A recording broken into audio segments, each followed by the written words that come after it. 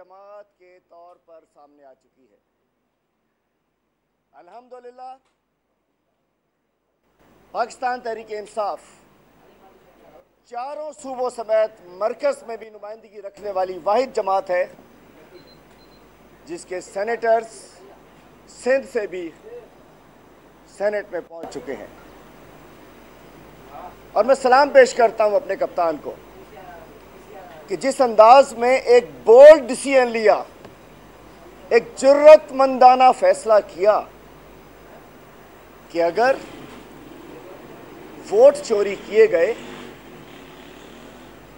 और इन्होंने सोचा कि शायद ये अदम एतमाद की तहरीक की तलवार लटकाकर इमरान खान को ब्लैकमेल करके शायद एनआरओ ले लेंगे, तो इन्होंने सोचा कि ये अरबों रुपए की जाली अकाउंट वाले, जिनमें से 18-20 लोग नैब की बेल पर हैं, और पनामा केस वाले टीटी बॉयज़, कैश बॉयज़ वाले, पापा डैडी बचाओ मूवमेंट वाले, शायद इमरान खान साहब को दबाव में लेकर कोई एनआरओ लेने में कामयाब हो जाए, जो इन्होंने फैटफ के बिल के दौरान इन्होंने एनआरओ मांगा था। लेकिन जिस इमरान खान को पूरी कौम जानती है, शायद ये पीडीएम पाकिस्तान डाकू मूवमेंट नहीं जानती उस इमरान खान को। आप तो उसके करीब से भी नहीं गुजरे, उसकी सोच के, उसके दलेरी के, उसके विजन के आप नहीं जानते, चूँकि आपके अंदर वो सोच नहीं है। अल्हम्दुलिल्लाह इमरान खान साहब ने एतमाद का वोट जो लेने का कहा है, तो कल की दोपहर ये वाज़े कर देगी कि इंशाअल्लाह इमरान खान साहब को पूरी कौम ने एक मरतबा और एतमाद दे दिया है। असम्बली से इमरान खान ने एतमाद ले लिया है। और उसके बाद मैं कहूँगा, जब इमरान खान एक दफ़ा आपकी इस चीटिंग के बाद दोबारा एतमाद का लेकर आएगा, तो एक डायलॉग मुझे याद आता है, फिर तेरा क्या बनेगा कालिया। इमरान खान को तुम दबाना चाह रहे थे, तो मैं कहना चाहता हूं क्या बनेगा तेरा कालिया, बताओ तो सही। दो बड़ी जमातें, एक लाहौर से स्टार्ट होती है पीपल्स पार्टी, पीएमएलएन के भी नुमाइंदगी यहाँ होती है, केपी से भी नुमाइंदगी होती है, लेकिन ये दोनों जमातें इलाकाई जमातें बनकर रह गई हैं। इस सेनेट में इनको औकात दिखा दी है पाकिस्तान के अवाम ने और उनके नुमाइंदों ने, कि दोनों जमातें सूबों तक महदूद हो गई हैं, अपने अपने सूबे तक महदूद हो गई हैं। इससे ये लोग, और मैं बताना चाहता हूं कि जो हमारी सीटें हैं अल्हम्दुलिल्लाह सबसे ज़्यादा आ गई हैं। जो सीट्स हम चाह रहे थे वो सीटें मतलूबा तादाद हमें मिल गई है। फजलुर रहमान साहब अपने भाई की सीट नहीं बचा सके हैं। हमें केपी में भी एक सीट पे डाका डालना चाह रहे थे, वो नहीं डाल सके। बलोचिस्तान में डाका डालना चाह रहे थे, वो नहीं डाल सके। सिंध की एक सीट पे इन्होंने ज़रूर डाका डाला है, और हफीज़ शेख की सीट के ऊपर तो इन्होंने, मैं समझता हूँ कि, मैं कहता हूँ अच्छा हो गया। हफीज़ शेख तो हार गए लेकिन कप्तान जीत गया। हफीज़ शेख तो हार गए, हरा दिए गए, लेकिन इमरान खान का बयानिया जीत गया कि पाकिस्तान की सियासत में गंदा धंधा होता है। जो हमारा नैरेटिव था कि ओपन बैलेट होना चाहिए, जो हमारा नैरेटिव था कि सियासत से पाक होना चाहिए, सियासत को पैसों से, गंदे धंधे से पाक होना चाहिए, हमारा नैरेटिव जीत गया, इमरान खान का नैरेटिव जीत गया। और जो लोग डेमोक्रेसी की बातें करते थे, उन्होंने लोटाक्रेसी के ज़रिए डेमोक्रेसी को दफन करने की कोशिश की। आप क्या समझते हैं कि हफीज़ शेख, बगले ना बजाइए, छलांगे ना मारिए, हफीज़ शेख जून तक तो मौजूद हैं और मैं खुश हूँ। परसों शाम जैसे ही वो आया, ऐलान हुआ रिज़ल्ट का, हमारे कराची से कुछ MNAs ने उसी वक्त वॉलंटियर किया, कप्तान हम हाजिर हैं, हफीज़ शेख को लड़ाना है, कराची से लड़ा दो MNA। सलाम पेश करता हूँ अपने MNAs को, अपने चूँकि टाइगर्स हैं, वर्कर्स हैं। उसके अलावा एक और कोई खुश होने की ज़रूरत नहीं, हफीज़ शेख साहब मौजूद रहेंगे इंशाअल्लाह। केपी से हमारे सेनेटर्स ने, चूँकि वहाँ भी कप्तान के टाइगर्स हैं, कोई पैसे लेके नहीं सेनेटर बने। खैबर पख्तूनख्वा से हमारे सेनेटर्स ने, बड़े बड़े टाइगर्स हैं, फैसल जावेद खान भी, जो कहते हैं 3,640 रुपए के अंदर 3,640 रुपए खर्च हुए और मैं सेनेटर बन गया। फैसल जावेद खान जैसे हमारे शेर, हमारे जवान मर्द केपी में मौजूद है, जिन्होंने कहा कि कप्तान हम हाजिर हैं, हम कोई भी रिज़ाइन करेगा हफीज शेख जीत जाएगा। तो मैं कहना चाहता हूँ अच्छा हो गया ये माजरत के साथ ये सियासी बेशरम, ये सियासी बेहया, ये लोग बेनकाब हो गए जिन्होंने वोटों की खरीदारी की। ये वही शर्म और हया की बात कर रहा हूँ जिसका ख्वाजा आसिफ साहब जिक्र करते हैं, मैं कोई और शर्म हया की बात नहीं करता। और मैं कहना चाहता हूँ कि चोरी और सीना जोरी, आसिफ जरदारी साहब फरमाते हैं कि 20 वोट कम मिले।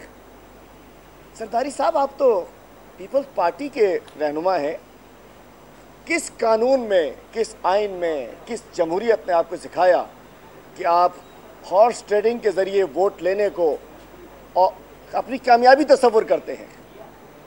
आप कहते हैं कि 20 वोट कम मिले, इसका मतलब है कि आप लोटा क्रेसी को डेमोक्रेसी पे कुर्बान कर रहे हैं। आप फखरिया बयान कर रहे हैं कि 20 वोट कम मिले, 4 मिल गए, बड़े अफसोस की बात है। मैं कहना चाहता हूँ हफीज शेख की शिकस्त ने कल पूरे मेरे कप्तान ने पूरी कौम को बता दिया कि ये एक तरफ ये चोर डाकू लुटेरे हैं और एक तरफ कप्तान खड़ा है, और इंशाल्लाह दलेराना फैसला किसी में इतनी जरूरत नहीं थी। मेरा ख्याल में बात करने दीजिए ना, मुझे बात कर रहा हूँ मैं अभी, ठीक है ना? इतना तो राइट होना चाहिए ना, सवाल कीजिएगा, मैं मौजूद हूँ आपके लिए। उसके बाद वज़ीर आला साहब का परसों मैंने बयान पढ़ा। वज़ीर आला साहब ने परसों बयान दिया कि जी पीटीआई वालों ने शोर मचा दिया, नहीं तो यहाँ भी सरप्राइज मिल जाता। अफसोस, हमारे वोट भी चोरी किए जाएं और हम शोर भी ना मचाएं। अफसोस, आपकी मुझे सोच पे अफसोस होता है। मुराद अली शाह साहब आप खले बरेआम कह रहे हैं कि अच्छा, और मैं यकीन जानिए मेरा दिल खून के आंसू उस वक्त रो रहा था जिस वक्त मैंने देखा कि हमारे इन 3 मेंबरान को पीपल पार्टी के मेंबरान अंदर ला रहे थे और जिए भुट्टो का नारा लगा। भाई जिए भुट्टो सदा जिए, लेकिन आपका भुट्टो से वास्ता नहीं है। हमें जिए भुट्टो पे इतराज़ नहीं है, लेकिन आप क्योंकि भुट्टो नहीं है। 3 लोगों को लाकर अगर हम अपने उसको चुंगल से छुड़ाकर अपने एमपीए को ले जाने लगे तो जो कुछ अंदर तूफान बदतमीज़ी हुआ, और उसके बाद अगर मैंने इस आपके स्टेज पर आकर अगर दिल की बात की, अगर हम शोर भी ना मचाएं, आपका जो सरप्राइज चला गया। एक सीट चोरी की है, इंशाल्लाह उसके अंदर जिन 6-7 लोगों ने जो भी थे, किसी को हम माफ़ नहीं करेंगे, किसी ने भी कोई भी बिका इंशाल्लाह किसी को माफ़ नहीं करेंगे। लेकिन मैं कहना चाहता हूँ कि आप भी चोरी और दीदा दलेरी कि जी इन्होंने भाई शोर क्यों ना मचाते, हम क्यों बात ना करते, क्यों मैं लाजिम बात और लड़ाई का हिस्सा तो नहीं बन सकता था, मेरी टांग में चोट है, लेकिन मैंने अगर बात की आके सख्त बुरी लग गई कि हम अपने वोट चोरी होने देते, बड़े अफसोस की बात है। और मैं कहना चाहता हूं एक और चीज कि उस दिन अली हैदर गिलानी साहब का वो बयान जिसमें उन्होंने कहा कि आपको हम 10 करोड़ के फंड देंगे और उसमें से 50% तो आपका ही है, ये वो एतराफ़ जुर्म है जो हम अक्सर कहते रहते हैं, जो मेरा जुर्म है जिसकी वजह से मैं सियासी दहशतगर्द हूँ। मतलब ये कि उन्होंने कहा कि डेवलपमेंट में से जो भी पैसा मिलेगा 50% तो आपको मिलना ही है। तो सिंध के 7,880 अरब रुपए जो सिंध को आए इस 13 साल में 1650 अरब 1650 अरब डेवलपमेंट फंड में आए। इसका मतलब है कि 1650 के अंदर 825 अरब जो डेवलपमेंट में आए, उसका 825 अरब तो ये इनकी जेबों के अंदर है, ये जाली अकाउंट में है, ये रक्शे वाले के अकाउंट में है, ये पापड़ वाले के अकाउंट के अंदर है। मैं पूछता, और उस दिन अली हैदर गिलानी ने मान लिया कि आपको 50% जो है वो आपको मिलेंगे। और आखिर में मैं अपनी थोड़ी सी बात करता चलूं। मुझे कहा गया कि स्टिक लेकर जाओ चूंकि तुम्हारे पैर में चोट है। मेरे पैर में चोट है, मेरे पैर में प्लेट डली हुई है, मेरा पैर अभी तक वो स्वेलिंग मौजूद है, किसी को देखना चाहे मैं दिखा दूं, लेकिन मुझे किसी से कोई बैगिंग नहीं करनी है। मुझसे कहा गया स्टिक लेकर जाओ, मैंने कहा नहीं, अगर मैं बियर कर सकता हूँ, इतना दर्द है कि मैं नहीं जगल के नहीं वापस भिजवा देंगे। मुझे कहा गया व्हील चेयर पर जाओ, मैंने कहा अगर दर्द संभाल सकता हूँ इंशाल्लाह नहीं जाऊँगा, मैं अपने हाउस पे जा रहा हूँ चूँकि बर्दाश्त कर सकता हूँ। मुझे कहा गया माइक पे ना बोलना। इस दौरान दोस्त मशवरा दे रहे थे, कुछ अच्छे हमारे दोस्त साथी भी कह रहे थे कि यार उनके कंट्रोल में हो, समझा करो, माइक पे ना बोलना, भिजवा देंगे, जेल भिजवा देंगे, पहले की तरह करा देंगे। तो जेल इंसानों के लिए बनी है। बात यह है कि इन्होंने जेल भेजकर मुझे गिरफ्तार करके मुझे जलील करना चाहा, लेकिन थैंक यू मुराद अली शाह साहब, अल्लाह ताला ने इज़्ज़त देनी थी, मेरी इज़्ज़त में बहुत इजाफा हो गया है। पूरे पाकिस्तान से लोग मुझसे राब्ते में आ चुके हैं, मेरी टीम से, मैं तो नहीं हूँ। और अल्हम्दुलिल्लाह मुझे आपने मैं बेइज्जत करना चाहा, चूँकि मैं किसी करप्शन चार्जेस पे नहीं हूँ। मैंने शुगर मिलें नहीं बेची, मैंने रोशन सिंध नहीं बेचा, मैंने गंदुम नहीं बेची, मैंने थर का पानी नहीं बेचा, मैंने कंस्ट्रक्शन के पैसे नहीं खाए, मैंने कराची को कचरा कुंडी नहीं बनाया। मैं तो एक सियासी दहशतगर्दी के इन्होंने केस में डाला हुआ है। तो मैं कहना चाहता हूँ, मुझे कहा गया था कि कुछ ना करना, वापस भेज देंगे। उस रोज़ सेनेट इलेक्शन में जो सिंध में, इनको नाकामी इसलिए कहता हूँ, इन्होंने 4 सीटों में डाका मारना था, 1 पे मार चुके हैं। और उसका जब डाका इनके रह गया तो गुस्से के अंदर मुझे अस्पताल से निकलवा कर फौरी तौर पे कहा कि अस्पताल से निकालो। और मैं बताता चलूँ आज कि मुझे अस्पताल से ऑर्डर निकाले गए जेल वार्ड के, चूँकि सीमी जमाली साहिबा और उनके डॉक्टर AR जमाली की रिपोर्टें मौजूद हैं। मेरा प्लेट चूँकि ठीक नहीं हो पा रही है, उसका ऑपरेशन का प्रोसेस स्टार्ट हो चुका था। बताया गया कि जेल वार्ड जाना है, लेटर निकलता है, भेज दिया, जेल जाता है। और जेल में कुछ नहीं है, जेल होती है, मर्दों के लिए होती है। अल्हम्दुलिल्लाह I have no issue in jail मौजूद हूँ। पिछली दफ़ा जेल में चूँकि गलत सलूक हुआ था, हमला हुआ था, ये हुआ था, अब जेल में कैदी की तरह रखा हुआ है, कैदी तो हूँ ना मैं तो मैं कहना चाहता हूँ कि इन्होंने ये कहा। और दूसरी बात, उस रोज़ 2 वज़रा ने आकर हमारे अपोजिशन की लॉबी में गालियाँ दी, वीडियो भी मौजूद है, गालियाँ दी, हलीम किधर है, हलीम किधर है।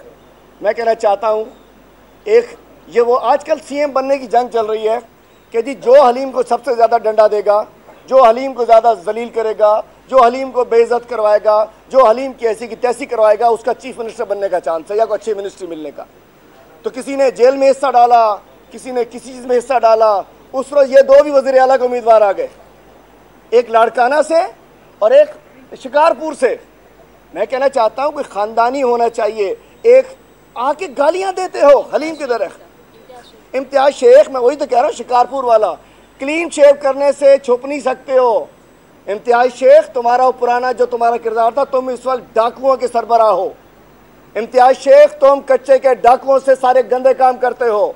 रिजवान की रिपोर्ट मौजूद है। अनवर सयाल, तुमने इंशाल्लाह इधर ही पहुंचना है, हलीम को ढूंढ रहे हो, मिलना है, जेल में आना है तुमने। शर्म आनी चाहिए कि एक आके गालियां देते हैं MPs।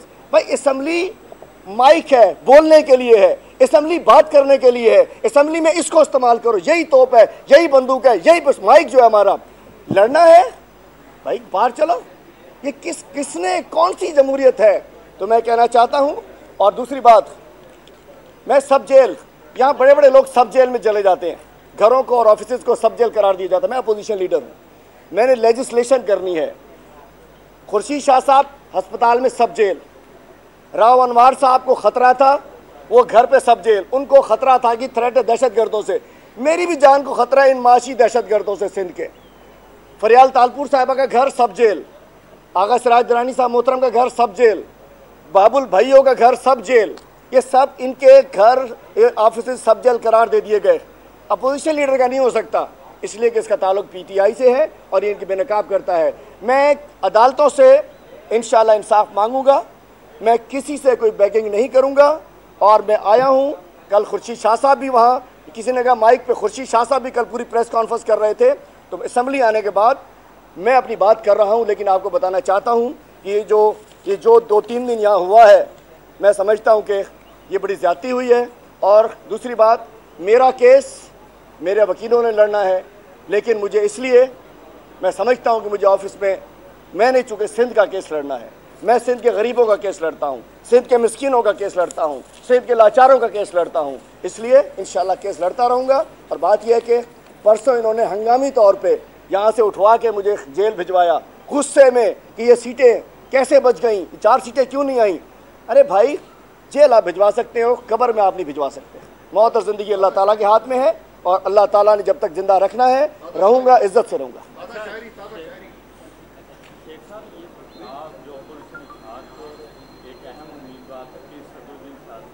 उनके साथ क्या हुआ, उनके साथ आप लोगों ने क्या किया, वो क्यों नहीं जीत पाए?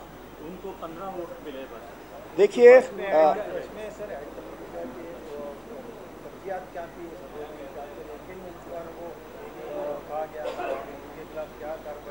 देखिए जी, दो अपसेट्स हुए हैं, एक सदरुद्दीन शाह साहब का और दूसरा हफीज़ शेख साहब का।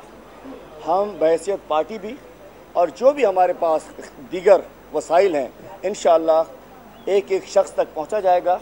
साईं सदरुद्दीन शाह के साथ जिसने भी हमारी पार्टी का हो किसी, इंशाअल्लाह बेनकाब करके रहेंगे। अगर मैं साथियों से कहता हूं कि आप लोग भी हमारी मदद फरमाइए, मैं समझता हूं जिसने भी गद्दारी की होगी उसके साथ पार्टी भी सलूक करेगी और इंशाअल्लाह उसका नाम गंदे अल्फाज में सब याद रखेंगे। और साईं से जो हुआ है हम उन पर हम भी अफसरदा बहुत ज़्यादा हैं। तो साईं सदरुद्दीन शाह साहब और हफीज़ शेख साहब दोनों के साथ वहाँ हुआ है, इसकी इंशाअल्लाह इंक्वायरी करेंगे। बाकी मुझे इसलिए नहीं पता कि चूँकि मैं अंडर कस्टडी हूँ तो सारी स्कीम का मुझे नहीं पता किसने, मुझे तो अपनी पर्ची दी गई थी जो मैंने डाल दी गई। तो ये बड़े हमारे लिए ये तो 4 सीटें चोरी करना चाह रहे थे, एक इन्होंने की है नोट के ज़रिए और धौंस के ज़रिए। इंशाल्लाह देखेंगे। ये हम कैसे ढूंढ सकते हैं? आपने जो उनके लिए अपने एमपीएस नॉमिनेट किए होंगे, आपको तो खुद इल्म होगा ना कि उनके लिए हम भी ढूंढ रहे हैं। देखिए हम भी ढूंढ रहे हैं, पूरा इशू है। हमें 63 वोट मिलने चाहिए थे, हमें 57 वोट मिले, 6 वोट हमारे गुम हैं। हम उन 6 वोटों की तलाश जारी रखे में, चूँकि 57 वोट्स मिले हैं अबड़ो साहब को, अबड़ो साहब के लिए कहना चाहता हूँ, और 57 मिले हैं खालदा आतीफ़ साहिबा को, हमें 63 मिलने चाहिए थे। ये 6 वोट गुमे हैं, हम इन्हें ढूंढेंगे। और मैं कहना चाहता हूँ लाड़काना वासियों, आपको मुबारक हो, कप्तान का एक खिलाड़ी सेनेट में आपकी आवाज़ बनने पहुँच गया है। सैफुल्लाह आबड़ो अब सेनेट में आपकी आवाज़ उठाएगा कि आपको एड्स क्यों लगा दी गई। सैफुल्लाह आबड़ो सेनेट में आवाज़ उठाएगा कि लाड़काना के 77% लोग गंदा पानी पीते हैं। सैफुल्लाह आबड़ो सेनेट में आपकी आवाज़ बनेगा कि कोरोना के दिनों में भी आपकी दवाइयाँ बेच दी जाती हैं। सैफुल्लाह आबड़ो इंशाअल्लाह वो काम जो शहीद बेनज़ीर भुट्टो लाड़काना के लिए छोड़ के चली गई थी और उसके बाद वो फिर इधर उधर हो गया, इंशाअल्लाह सैफुल्लाह आबड़ो लाड़काना वालों के लिए भी एक तोहफ़ा होगा। और इंशाअल्लाह पूरे सिंध में हमारे सिंध की आवाम को मुबारक हो। फैसल वावड़ा साहब एक दलेर लीडर है और जिसको, और मैं तमाम सेनेटर्स को मुबारकबाद देता हूँ, और जो दीगर पार्टीज़ के सेनेटर्स कामयाब हुए हैं मैं उनको भी मुबारकबाद देता हूँ। इसके अलावा लोगों को बड़ा ऑब्जेक्शन है कि इधर इधर